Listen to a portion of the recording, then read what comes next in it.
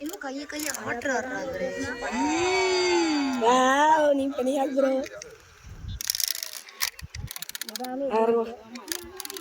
Super പാരച്യൂട്ടുണ്ടോ okay പത്ത് to 15 minute 10 to 15 എത്ര വയസ്സുള്ളവർ കയറാം മിനിമം 35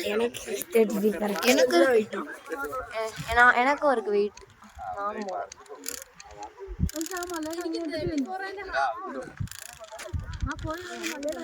எனக்கு கரெக்டா 35 இருக்கு.